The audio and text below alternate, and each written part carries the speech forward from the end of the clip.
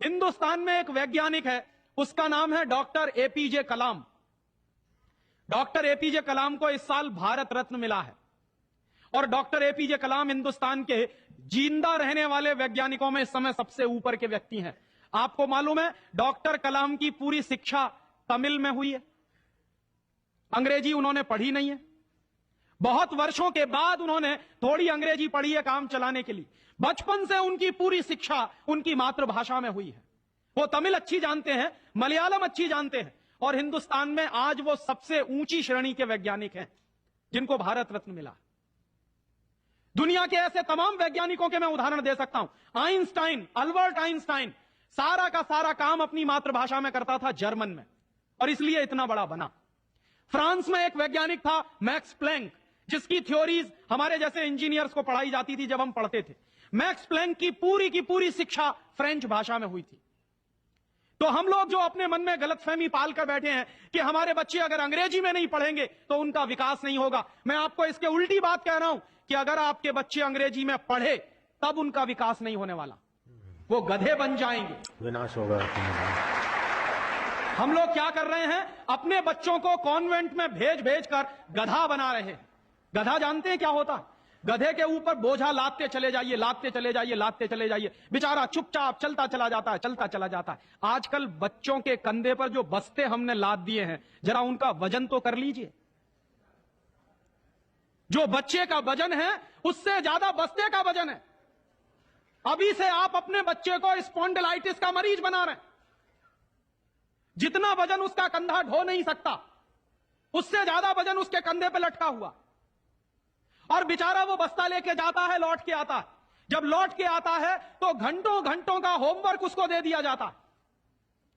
आप क्या करते हैं, अपनी मगजमारी कम करने के लिए उसका एक ट्यूटर रख देते हैं। ट्यूटर क्या करता है कि स्कूल का होमवर्क मिला, ट्यूटर ने अपना होमवर्क दे दिया। बच्चे का खेलना कूदना बंद, और बच्चा अगर खेलेगा नहीं, कूदेगा नहीं, तो उसका विकास कैसे होने वाला? तो या तो आपने फंसा दिया बेचारा होमवर्क। मैं अच्छे अच्छे घरों में जाता हूं, सबके बच्चे क्या कर रहे हैं, होमवर्क कर रहे हैं, सवेरे से शाम तक होमवर्क चल रहा है, कभी खत्म होने में ही नहीं आता। भला हो ऐसे स्कूलों का। और उस होमवर्क में से बना क्या रहे हैं और वो होमवर्क कर क्या रहे हैं? मैं आपको मेरी आप बीती सुनाता हूं, किसी दूसरे की नहीं। मैं भी बचपन में अंग्रेजी में मैं पढ़ा, और मैं सबसे ज्यादा गालियां मेरे मां बाप को देता हूं इसके लिए। मेरे पिताजी ने, वो एक बड़े ऑफिसर हैं, ये करने के लिए कि बेटा अंग्रेजी में पढ़ना चाहिए तो बड़ा बनेगा, तो मुझको भी पढ़ा दिया। अब अंग्रेजी माध्यम की जो पढ़ाई है, अंग्रेजियत की जो पढ़ाई है, वो क्या है? मैं आपको एक सॉलिड एग्जांपल दूं। मुझको गणित पढ़ाया जाता था। गणित में क्या पढ़ाते थे, एक फॉर्मूला था जो मुझको रटवाते थे क्लास 9th में जब मैं पढ़ता था। क्या फॉर्मूला था? x + y whole square is equal to x² + 2xy + y², x - y whole square is equal to x² - 2xy + y²।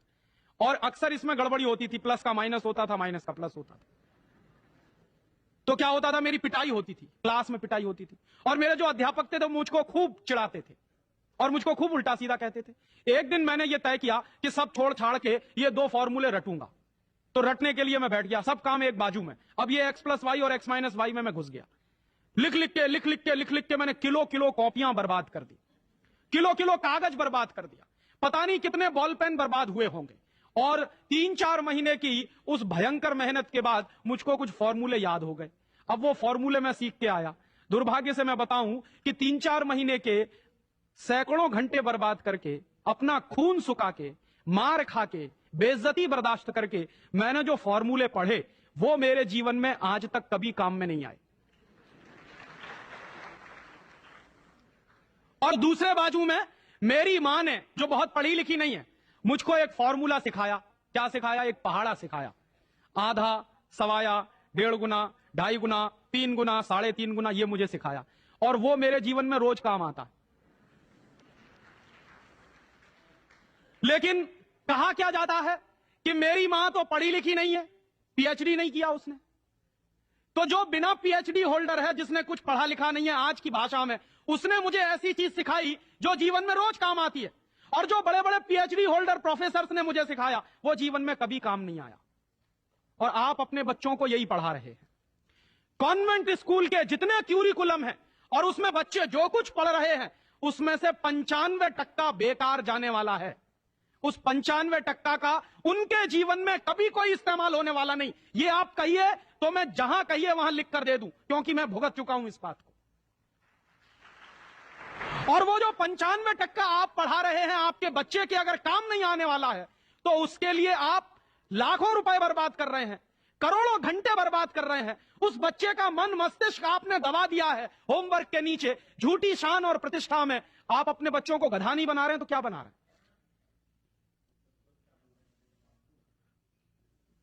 तो आप पूछेंगे क्या करें, तो मैं आपसे एक बुद्धिमानी की बात निवेदन करना चाहता हूं। वो निवेदन ये करना चाहता हूं कि जितनी जल्दी हो अपने बच्चों को इन कॉन्वेंट स्कूलों में से बाहर निकाल लीजिए। और बढ़िया बात है। ये कॉन्वेंट स्कूल में इसलिए भी भेजना बंद करिए कि भारतीय संस्कृति में पिता सिर्फ एक होता है, लेकिन कॉन्वेंट स्कूल में एक फादर भी होता है। इस बात की गंभीरता को समझिए कि भारतीय संस्कृति में पिता एक ही होता है, लेकिन कॉन्वेंट स्कूल में जब बच्चे जाते हैं तो एक दूसरा फादर भी होता है। तो पिता के साथ ये फादर कहां से आ गया? और अगर पिता के साथ फादर आ गया तो पता नहीं क्या क्या आ जाएगा आपके घर में।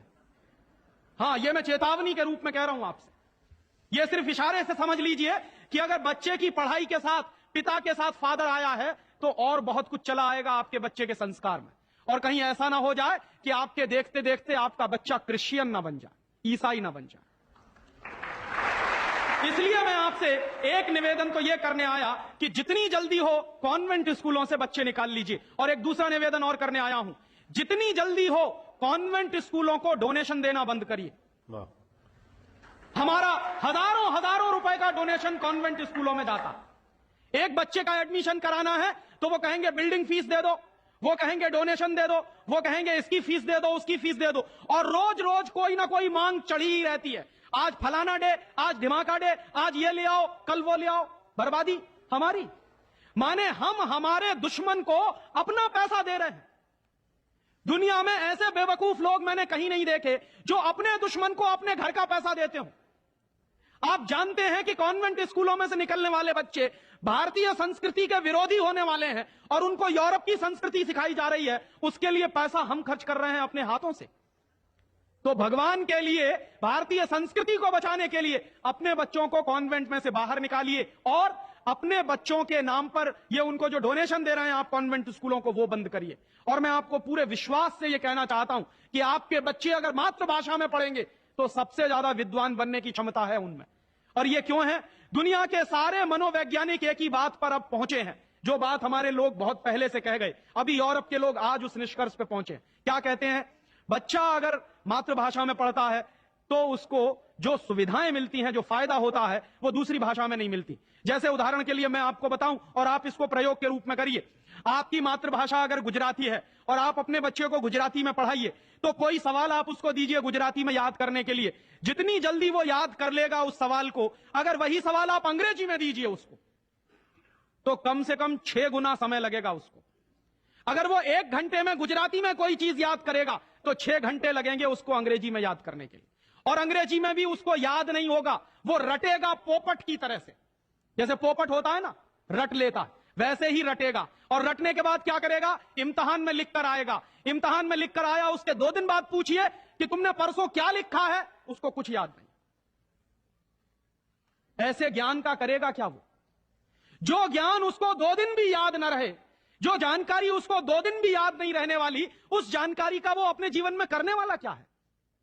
और इसके दूसरी तरफ आप ये करके देख लीजिए, छोटी छोटी कहानी, छोटे छोटे किस्से, छोटी छोटी कथाओं के माध्यम से, मातृभाषा के माध्यम से आप उसको कोई बात सिखा दीजिए, वर्षों वर्षों जिंदगी भर उसको वो बात याद रहेगी। मुझे भी याद है, मेरी दादी मां ने कहानी के माध्यम से जो संस्कार मुझ में दिए हैं वो अभी भी मुझे याद है। लेकिन मेरे स्कूल में जो संस्कार मुझे दिए गए वो मैं भूल चुका हूं, क्योंकि विदेशी भाषा में मैंने लिए। तो ये खराब होता।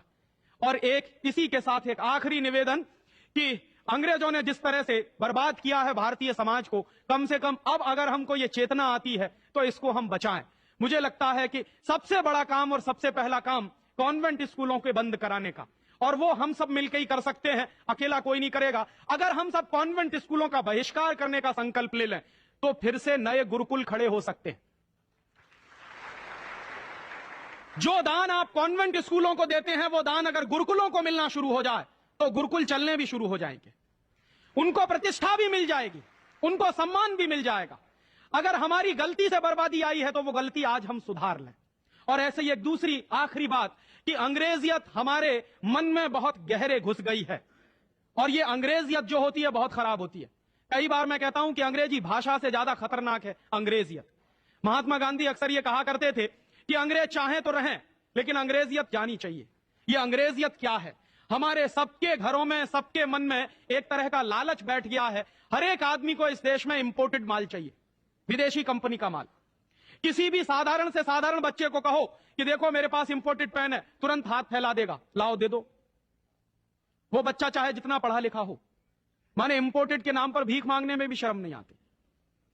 उसी बच्चे को आप कहिए कि भगवान का प्रसाद है तो हाथ पीछे खींच लेगा, इंपोर्टेड पेन है तो तुरंत हाथ फैला देगा। गुलामी इतने गहरे बैठ गई। और ये जो इंपोर्टेड माल की गुलामी होती है, इसी गुलामी ने हमारे देश को बर्बाद किया है। अंग्रेजों के जमाने में इस देश में अंग्रेजों का माल बिकता था इसलिए कि अंग्रेजों की गुलामी चलती थी, इसलिए क्योंकि अंग्रेजों की कंपनियां यहां चलती थी। दुर्भाग्य से आज वही फिर हो गया है। गांव गांव में परदेशी कंपनियां घुस गई हैं, परदेशी कंपनियों का माल घुस गया है। हम सबके घरों में परदेशी कंपनियों का माल आता है। बीपी, शुगर, फैटी लिवर जैसी बीमारियों को करे रिवर्स बिना किसी दवा के। अब आप भी बिना किसी दवा के अपनी बीमारी को ठीक कर सकते हैं। खान पान में बदलाव करके आप किसी भी बीमारी से आराम पा सकते हैं। आज ही स्क्रीन पर दिखाई दे रहे नंबर पर कॉल करें और वीडियो कंसल्टेशन के जरिए हमारे डॉक्टर से अपनी बीमारी के अनुसार डाइट प्लान प्राप्त करें।